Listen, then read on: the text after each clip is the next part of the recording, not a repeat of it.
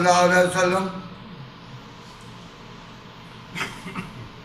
ایک دفعہ تو واقعہ ہے کہ مکہ سے نکلے تھے، آپ کو مکہ چھوڑنا پڑا، لیکن پھر وقت آیا جب آپ مکہ میں فاتحانہ طور پر داخل ہوئے۔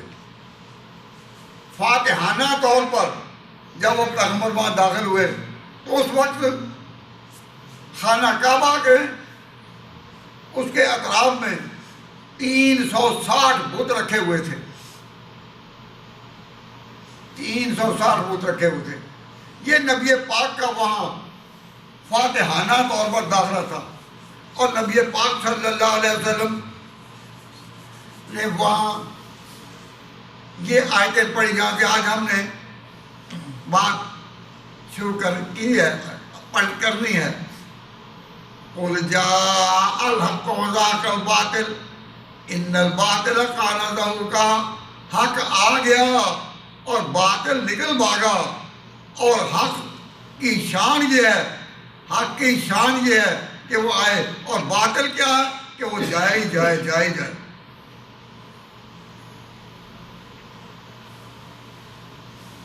یہ آیت ہے۔ تو نبی پاک صلی اللہ علیہ وسلم کو کہا کہ حضرت نے فرمایا قل، اے پیغمبر آپ کہہ دیں، اے پیغمبر آپ کہہ دیں کیا؟ جاء الحق، حق آیا، حق آیا، وزہق الباطل، اور باطل بھاگا۔ ان الباطل کان زہوقا، بے شک جھوٹ ہے ہی بھاگنے والا، جھوٹ ہے ہی بھاگنے والا۔ آپ یہ کہیں تو اللہ نے جب حضور کہا کہ آپ کہیں، تو آپ نے کب کہا؟ آپ نے کب کہا؟ جب آپ مکہ میں داخل ہو ہی گئے اور فاتحانہ شان کے ساتھ داخل ہوئے کہ فتح کر لیا مکہ کو، اور خانہ کعبہ پہنچے تو وہاں بت رکھے تھے 360، تو وہاں بتوں کو گراتے ہوئے حضور نے اس پر عمل کیا، حکم ہوا تھا آپ پڑھیں، تو آپ نے اندر داخل ہو کر جاء الحق وزہق الباطل ان الباطل کان زہوقا، یہ آیت کہاں پڑھی؟ مجھ پر، اور کس طرح کہ ایک ایک بت کو گراتے جاتے تھے کہ اشارہ کرتے تھے جاء الحق وزہق الباطل۔ کوئی سمجھ آگے دھیان ہے؟ اگلا حساب سنیں، جاء الحق وزہق الباطل، حضور پڑھتے تھے اور بت خود گر جاتا تھا آگے، چھڑی آپ کے ہاتھ میں تھی، آپ بت کو بت پر لگاتے اور وہ بت تھا وہ آگے گر جاتا، جتنے بھی بت ہیں وہ آگے کی طرف گرے، جس سے معلوم ہوتا ہے کہ کوئی اور طاقت ہے جو ان کو گرا رہی ہے۔ اور حضور کہتے ہیں جاء الحق، حق آیا، بت پہ کوئی اشارہ ہے، تو 360 بت جو ہیں وہ گرے۔ تو جب پیغمبر نے کو کہا تھا اللہ نے آپ یہ آیت پڑھیں، اور آپ نے کہاں پڑھی؟ آپ نے کہاں پڑھی؟ بتوں کو گرانے میں۔ اور بت گرے کس طرح؟ آگے کی طرف۔ جاء الحق، تو نبی پاک صلی اللہ علیہ وسلم نے جب یہ آیت پڑھی اس پر، تو وہ سارے وہ جو تھے وہ ایک ایک کر کے گرتے جاتے تھے۔ اس میں بتایا گیا اب دور آ گیا کہ کفر جو ہے وہ یہاں سے گیا ہی گیا، اور پھر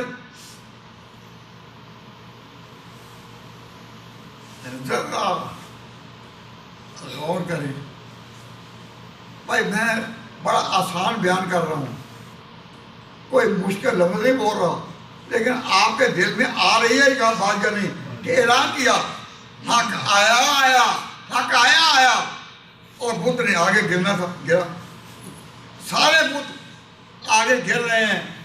تو حضور نے کہا، کیا کہا؟ حضور نے کیا کہا کہ ذاق الباطل ان الباطل کان زہوقا، کہ باطل گرا کہ گرا، اور ہے اس کی شان کہ وہ یہ گرے، اور یہ جی فرمایا کہ وہ نکل بھاگا، اور ساتھ جو پورا جملہ تھا کہ وہ بت جو گر رہا ہے، تو آپ فرماتے، آپ ارشاد فرماتے کہ جاء الحق و ذاق الباطل ان الباطل کان زہوقا، کہ بت ہے اس لیے، اور فرمایا دوسرے مقام پر ما یبدی الباطل وما یعید، یہ ہے اس آیت کی تفسیر دوسرے مقام پر۔ کیا؟ ذرا غور کریں، ما یبدی الباطل وما یعید، کیا وہ باطل نئے سرے سے پھر نہیں آئے گا؟ اعادہ کا معنی کیا ہوتا ہے؟ ریویژن۔ بھائی سبق کا اسٹڈی کرو، ریویژن کر لو، سبق کے ریویژن کر لو، تو ریویژن کیا ہے؟ پہلے ہی جو سبق پڑھا ہے اس کا اعادہ کرنا، اس کا ریویژن کرنا۔ کیا طالب علم جو سبق انہوں نے پڑھنا ہوتا ہے اس کا ریویژن کرتے ہیں یا نہیں؟ تو ریویژن کا معنی کیا ہے؟ اعادہ، پھر سے آنا۔ فرمایا ما یبدی الباطل وما یعید، کہ باطل نہ تو وہاں نیا پیدا ہوگا، یبدیو نیا باطل وہاں پیدا نہیں ہوگا، اور پرانا باطل جو ہے وہ پھر واپس نہیں آئے گا۔ پرانا باطل کیا تھا؟ پرانا باطل کیا تھا؟ وہ بتوں کو سیدھا کرنا، بتوں کو سیدھا کرنا، بت پرستی، یہ تھا پہلا مشرکین مکہ کا، اور اس کا نشان تھے 360 بت۔ تو 360 بت نکلیں گے، 360 بت نکلیں گے، اور نشان کیا ہوگا؟ نشان کیا ہوگا؟ کہ یہ بت نکلیں گے، اور پھر بت پرستی دوبارہ کعبے میں نہیں آئے گی۔ اب مسلمانوں میں بڑے بڑے جھگڑے ہوئے، بڑے بڑے انقلاب آئے، عبداللہ بن زبیر جیسی خلافتیں جو مکہ مکرمہ میں بڑی شان سے قائم ہوئی تھی، اور وہاں یزید کا اقتدار مانا نہیں گیا تھا، وہاں نہیں اقتدار مانا گیا تھا۔ تو اس حضرت زبیر رضی اللہ تعالیٰ عنہ کے وقت میں کتنی بڑی بڑی تبدیلیاں آئیں، کتنی بڑی بڑی دنیا میں تبدیلیاں آئیں۔ حسین کے شہادت پر کتنی بڑی بڑی دنیا میں تبدیلیاں آئیں، دنیا میں بڑی بڑی تبدیلیاں آئیں یا نا؟ تو جب اتنی بڑی بڑی تبدیلیاں آئیں، لیکن یہ بتاؤ کہ کعبہ میں پھر دوبارہ بت پرستی آئی ہے؟ اور کعبہ کا صدقہ، جب کعبہ فتح ہوا تو پھر صرف کعبہ ہی نہیں، پورے عرب میں ایسا دور کہ نبی پاک صلی اللہ علیہ وسلم کا روضہ ہے جہاں، کیا وہاں پھر شرک آیا؟ بھئی یہاں ہر شہر میں اولیاء کے مزار ہیں یا نہیں؟ پاکستان میں بھی، بنگلہ دیش میں، انڈیا، ہر شہر میں بڑے بڑے مزارات ہیں، اور ہر مزار پر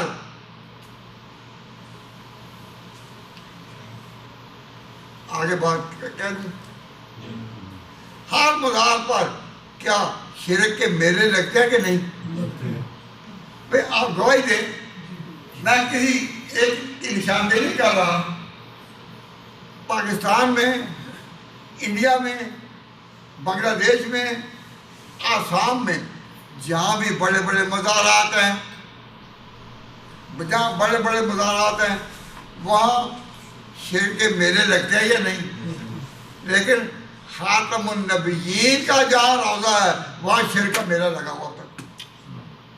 خانہ کعبہ سے بھی ایک شرک گیا، اب پھر نہیں آئے گا۔ مدینہ منورہ میں بھی شرک نہیں، حکومتیں بدلتی رہیں، ظلم پر ظلم ہوتا رہا، حسین جیسے شہید ہوئے، عبداللہ بن زبیر جیسے شہید ہوئے، حجاج بن یوسف کے قتل، حجاج بن یوسف کا ظلم، کتنا فتنہ بنا.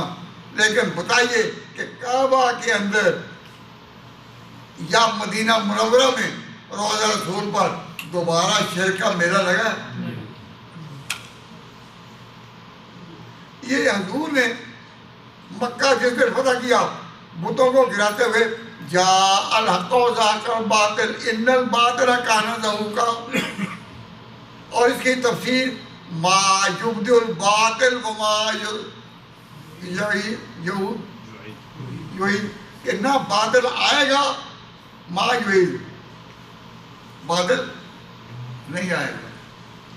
اب آپ اللہ گھر میں ہیں، آپ بتائیں کہ خانہ کعبہ میں یا مدینہ منورہ میں روضہ پاک میں دوبارہ شرک آیا؟ تو جو اللہ نے کہا تھا نہایت افسوس سے کہنا پڑتا ہے، نہایت افسوس ہے کیا کہ جن لوگوں کو دین کی سمجھ نہیں نا، وہ کہتے ہیں کہ جی وہ جو شرک ہے نا، وہ جو شرک وہاں سے نکلا وہ تو دوبارہ نہیں آئے گا، لیکن نیا شرک وہاں، نیا کفر وہاں پیدا ہو سکتا ہے. بھائی جو شرک اور کفر ہے نا، اس کو تقسیم ذرا کریں کہ جو شرک وہاں سے بھاگا کیا؟ بت پرستی. بت پرستی تو 360 بت جب گرائے گئے اور کہا ان الباطل کان زہوقا، کہ باطل ہے ہی کہ جو جائے، تو کہتے جی وہ شرک جو وہاں سے گیا وہ تو نہیں آئے گا، لیکن نیا تو پیدا ہو سکتا ہے. نیا وہ کیا نیا؟ کہ وہ ہے وہابیزم. وہابیزم کہ وہاں وہابی آ گئے ہیں. وہ مشرکین مکہ تو نہیں جنہوں نے مکہ میں بت رکھے، جنہوں نے روضہ رسول وہاں تک تو نوبت پہنچی نہیں، لیکن جنہوں خانہ کعبہ میں رکھے تھے وہ تو دوبارہ نہیں آئیں گے، تو وہ کفر تو آئے گا نہیں، لیکن نیا پیدا ہو گیا وہاں. اس کا نام کیا ہے؟ اس کا نام ہے وہابیزم. میں اس کی تائید تو نہیں کرتا، تائید تو میں اس کا نہیں کرتا. کیوں؟ ہم اہل سنت و جماعت ہیں، ہم اہل سنت و جماعت ہیں، اور الحمدللہ اہل سنت و جماعت کو حق سمجھتے ہیں.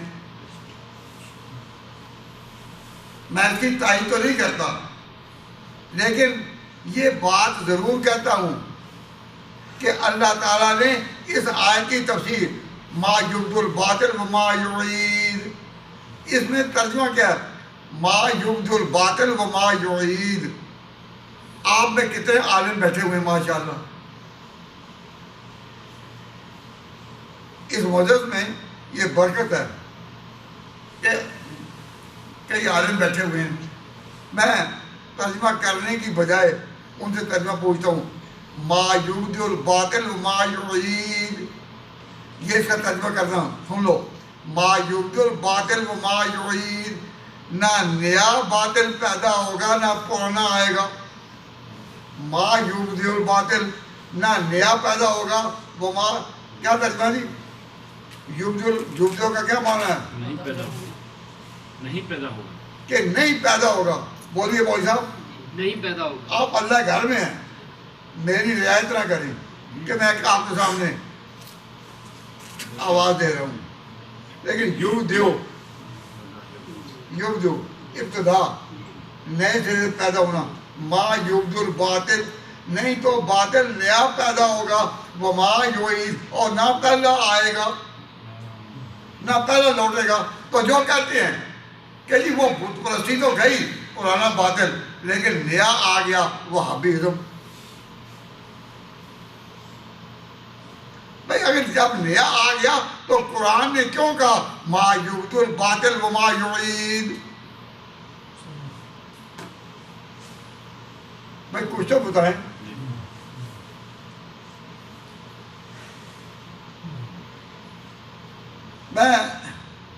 میں کسی پر اعتراض نہیں کرتا نہ حملہ کرتا ہوں.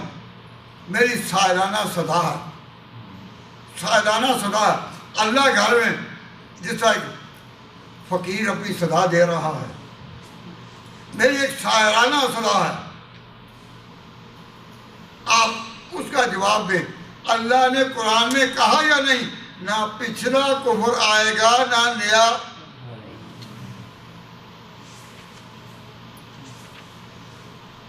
ما یبدل الباطل وما یعید.